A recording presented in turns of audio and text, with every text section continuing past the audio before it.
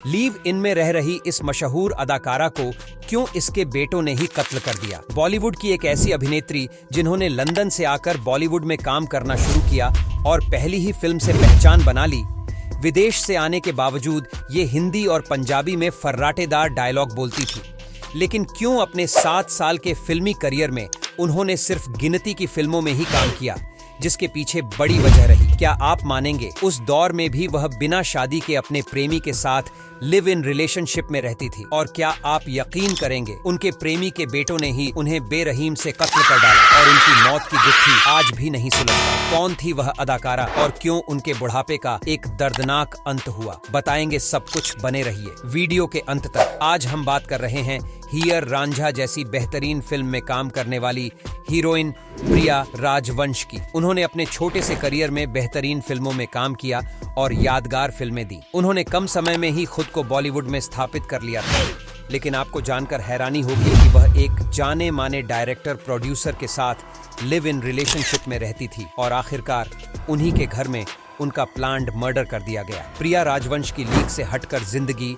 और फिर उनकी रहस्यमयी मौत बॉलीवुड का पहला ऐसा मामला था जो सीधा सीधा किसी एक्टर के कत्ल का केस था, क्योंकि इनके अलावा जितने भी मामले थे, वह चाहे गुरुदत्त की मौत का हो, श्रीदेवी की मौत का हो, जिया खान के सुसाइड का हो या फिर दिव्या भारती की मृत्यु का, कोर्ट के द्वारा इन्हें हादसा या सुसाइड करार दिया गया था। लेकिन प्रिया राजवंश की मौत का किस्सा पहला ऐसा केस था जिसे कोर्ट ने कत्ल माना और बाकायदा कातिलों को सलाखों के पीछे भी जाना पड़ा। प्रिया राजवंश का जन्म 30 दिसंबर 1939 को झेलम में हुआ था, जो अब पाकिस्तान में है। बाद में उनका परिवार शिमला शिफ्ट हो गया। उनका असली नाम वेरा सुंदर सिंह था। उनके पिता को नौकरी के सिलसिले में लंदन जाने का मौका मिला और फिर प्रिया भी वहां चली गई। उन्होंने royal academy of dramatic arts से ग्रेजुएशन पूरा किया। 22 साल की उम्र में एक नाटक करने के दौरान एक फोटोग्राफर ने प्रिया की फोटो खींची और वह फोटो किसी तरह देवानंद के भाई और जाने माने निर्देशक चेतन आनंद के पास आ पहुंची।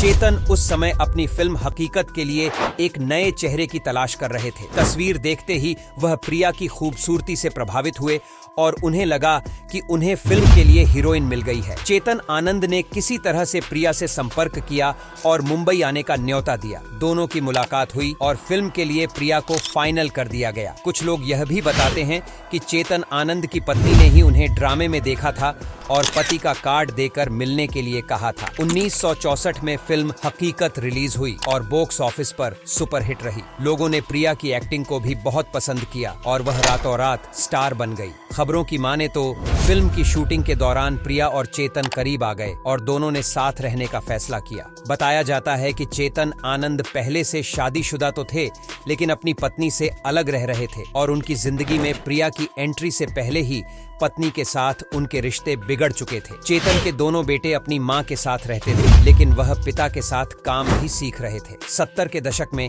प्रिया और चेतन लिव इन रिलेशनशिप में रहने लगे। उस समय लिव इन में रहना और इसे खुले तौर पर स्वीकार करना बहुत बड़ी बात होती थी। फिल्म इंडस्ट्री में धीरे धीरे लोगों को उनके रिश्ते के बारे में पता चलने लगा। दोनों अक्सर पार्टियों और अन्य कार्यक्रमों में भी साथ जाया करते थे। इसी वजह से इंडस्ट्री के लोग उन्हें पति पत्नी की तरह ही देखते लगे थे। 1970 में रिलीज हुई फिल्म हीयर रांझा ने प्रिया को बॉलीवुड में उस ऊंचाई पर पहुंचा दिया जहां उन दिनों वह फिल्म इंडस्ट्री की टॉप की हीरोइन थी। प्रिया बहुत खूबसूरत थी और अभिनय भी अच्छा करती थी। इसके बावजूद वह सिर्फ 7 फिल्मों में नजर आई। इसकी वजह यह थी कि चेतन आनंद ने उन्हें कभी बाहर की फिल्मों में काम ही नहीं करने दिया। प्रिया भी अपने प्यार के प्रति इतनी ज्यादा कमिटेड थी कि उन्होंने चेतन के सिवाय किसी और बैनर के साथ कभी काम किया ही नहीं। 1973 में चेतन आनंद ने प्रिया राजवंश को लेकर 2 फिल्में हिंदुस्तान की कसम और हंसते जख्म बनाई। हंसते जख्म अच्छी खासी हिट रही और प्रिया को भारतीय फिल्म जगत में एक गंभीर अभिनेत्री की पहचान दिलाई। साल 1977 में चेतन आनंद की फिल्म साहब बहादुर में उन्होंने देवानंद के साथ काम किया। फिल्म ठीक ठाक चली, लेकिन इस फिल्म में प्रिया के अभिनय को काफी सराहा गया। 1981 में रिलीज हुई फिल्म कुदरत ने उनकी बढ़ती उम्र के बावजूद खूबसूरती की चर्चा की गई और इस फिल्म को बेस्ट स्टोरी के लिए उस साल का फिल्म फेयर अवार्ड भी दिया गया। साल 1986 में चेतन आनंद ने जब अपनी आखिरी फिल्म हाथों की लकीरें बनाई तो प्रिया उसमें भी शामिल थीं। हालांकि उस फिल्म में जीनत अमान भी थी, लेकिन लोगों ने प्रिया की खूबसूरती और अभिनय की काफी तारीफ की। प्रिया और चेतन करीब 26 साल तक साथ रहे, लेकिन उन्होंने शादी नहीं की। बताते हैं कि चेतन प्रिया को इस कदर चाहते थे कि उन्होंने खासकर प्रिया के लिए जुहू में एक शानदार बंगला खरीदा, जिसका नाम रुइया पार्क बंगलो रखा गया था। सब कुछ अच्छा जा रहा था, लेकिन मामला तब बिगड़ा जब चेतन ने अपनी वसीयत लिखी और उसमें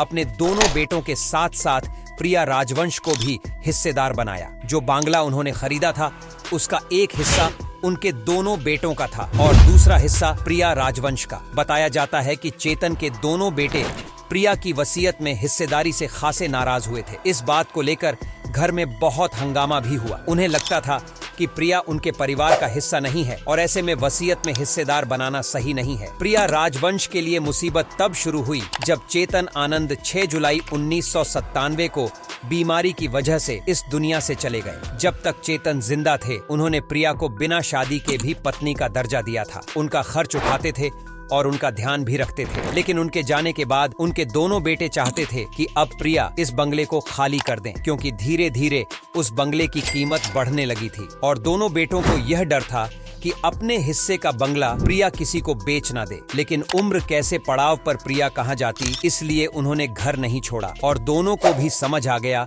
कि जब तक प्रिया की मौत नहीं हो जाती, वह बंगले पर कब्जा नहीं कर पाएंगे। इसीलिए उन्होंने प्रिया को रास्ते से हटाने के लिए एक प्लान बनाया। वसीयत के मुताबिक कुछ रकम प्रिया को हर महीने खर्च के लिए भी मिलना थी, लेकिन वह उन्हें नहीं दी जाती थी। इसीलिए प्रिया की आर्थिक स्थिति बिगड़ती गई और खर्च निकालना भी मुश्किल हो गया था। मजबूरी में आकर प्रिया ने देवानंद और उनके रिश्तेदारों को खत लिखकर बताया कि कैसे उन्हें बंगले से निकालने का दबाव बनाया जा रहा है और उन्होंने मदद मांगी कि जो वसीयत है उसको अमल में लाने के लिए मेरी मदद कीजिए। उस बंगले में एक नौकर अशोक चिन्नास्वामी और माला चौधरी रहते थे। पिता की मौत के बाद उनका खर्च भी चेतन के दोनों बेटे विवेक और केतन ही उठाते थे, इसलिए वह दोनों नौकर बेटों की बात माना करते थे। पुलिस के मुताबिक विवेक और केतन ने प्रिया के मर्डर की ऐसी प्लानिंग बनाई कि यह एक एक्सीडेंट लगे और साथ ही इसमें दोनों नौकरों को भी शामिल किया, क्योंकि दोनों नौकर के बीच नाजायज रिश्ते थे। इसके बारे में